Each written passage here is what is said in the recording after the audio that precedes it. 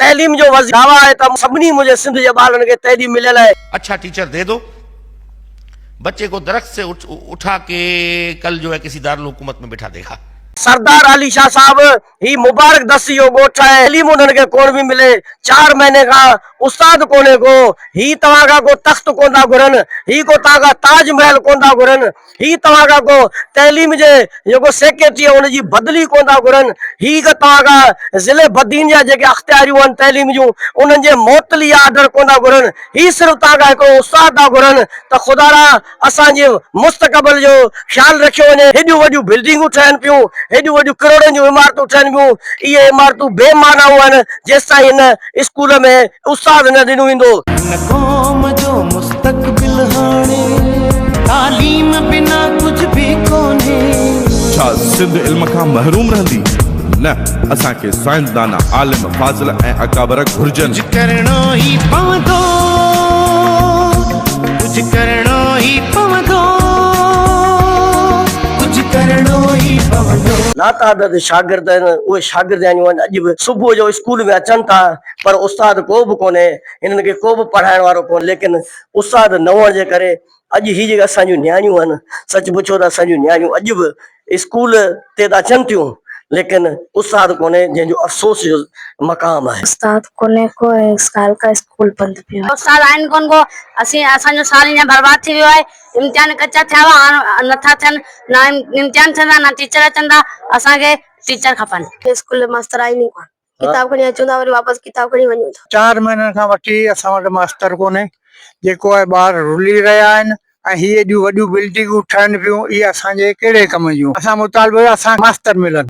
ॿीर साहिब आयो चई ॾियां थो मास्टर, ॾियां थो, अञा 3 महीना थिया आहिनि मिलियो कोन्हे।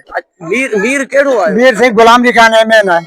उहो आयो मुतालबो रखियो असां, तव्हांखे ॾींदासीं, अञा मिलियो कोन्हे। मुबारक दस्ती बंदि ई बंदि पियो आहे तालीम वारे, किथे सरदार शाह लाइ मुतालबो करे वेंदो त असांखे मास्टर ॾिना वञनि, सुठा ॾिना वञनि, जेका पढ़ाई थी असांजा ॿार वरी अॻे स्कूल वॾे में अचनि। गवर्नमेंट बॉयज़ प्राइमरी स्कूल मुबारक दस्ती जेको गुज़िश्ता 4-5 महीननि खां बंदि आहे। असांजे स्कूल जी एनरोलमेंट तक़रीबन 250 ॿार असांजे स्कूल जा जेके दरबदर आहिनि, उन्हनि जो फ्यूचर, उन्हनि जो मुस्तक़बिल कुझु बि नथो ॾिसण में अचे। हींअर टर्मिनल एग्ज़ाम थी गुज़रिया आहिनि जेके असांजे स्कूल में कोन थिया आहिनि, ऐं मथे महीने में असांजा इन स्कूलनि जा एनुअल एग्ज़ाम आहिनि। मास्टर ई कोन्हे को उहो एनुअल एग्ज़ाम में कहिड़ा पढ़ां। अलाए अख़्तियारनि खां मुतालबो था करियूं त असांखे टीचर न वञनि। तालीम खपे, ताला न खपे। तालीम खपे, ताला न खपनि। 3 महीननि खां वठी असांजो स्कूल बंदि पियो आहे, असां वटि तालीम आहे कोन को।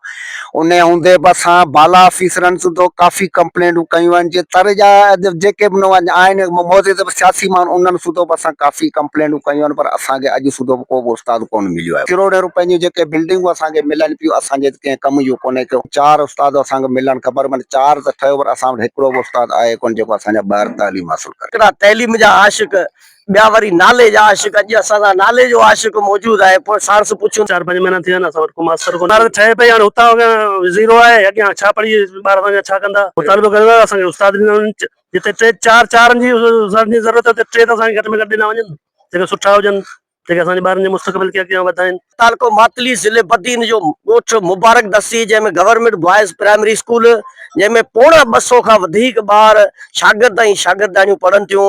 हिते को बि गर्ल्स स्कूल कोन्हे, इन खां अलावा ॿियो को बि स्कूल कोन्हे। लेकिन हिन में 1500 आबादी वारे ॻोठ में 4 महीननि खां इहो बॉयज़ स्कूल बंदि हुअण जे करे हिते जे ॿारनि जी तैलीम तबाही जे किनारे ते पहुतल आहे। हिते करोड़नि जूं बिल्डिंगूं ठहनि पियूं, हिते मॉडल स्कूल ठहनि पिया, लेकिन उस्ताद न हुअण जे करे इहे समूरियूं जेके इमारतूं आहिनि बेमानऊं आहिनि। हिते जे ॻोठाणनि, हिते जे शागिर्दनि, हिते जे शागिर्दानियुनि खां सॼो तव्हांखे इहो ॻाल्हि ॿोल ॿुधाईसीं।